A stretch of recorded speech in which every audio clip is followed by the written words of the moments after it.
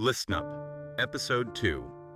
Before we begin, if you haven't watched Episode 1, this story will feel incomplete. Because before Punjab was torn apart, India itself was barely holding together. This episode begins after that survival. Punjab. In 1947, it wasn't a border.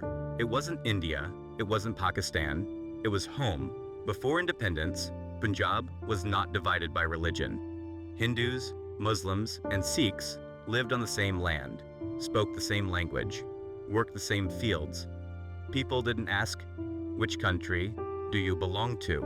They asked, "Which village are you from?" Then independence arrived, but freedom came in a hurry. India and Pakistan had to be created fast. Borders had to be drawn faster, and for Punjab, that meant something dangerous.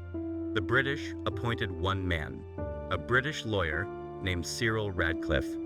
He had never been to India, never seen Punjab, never spoken to its people.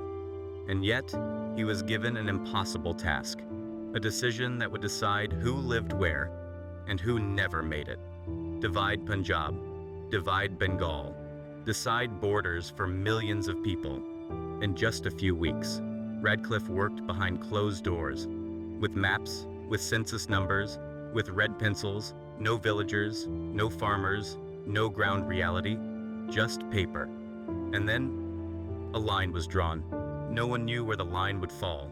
Families went to sleep in one country and woke up in another.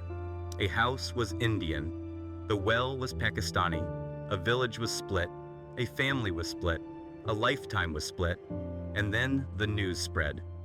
Slowly at first, then all at once. Fear traveled faster than information. People packed whatever they could carry: gold, clothes, photographs. Children were lifted onto shoulders. Old people leaned on sticks, and people ran. What followed was chaos on a scale the world had never seen. Trains left full and arrived empty. Villages burned overnight. Neighbors turned into strangers. Strangers turned into enemies. This was not migration. This was survival. Nearly 15 million people were forced to move. Hindus and Sikhs ran east. Muslims ran west. Some never reached anywhere. Families were separated forever. Children were lost in crowds. Homes were abandoned in minutes. Punjab became a wound that bled on both sides of the border. This was the most brutal explosion of all the chaos of 1947. Not because of politics, not because of ideology, but because it happened too fast, too suddenly, to people who had lived together for centuries. India survived its birth, but Punjab paid the price. A land was cut, a people were torn apart, and scars were left behind, some that never healed. This is not just history. This is why borders still hurt, why memories still burn, why Punjab remembers. This was the cost of a line drawn in haste, and millions paid for it with their lives, their homes, and their memories. And the story doesn't end here, because after partition, India learned something painful. Unity could not be forced forever.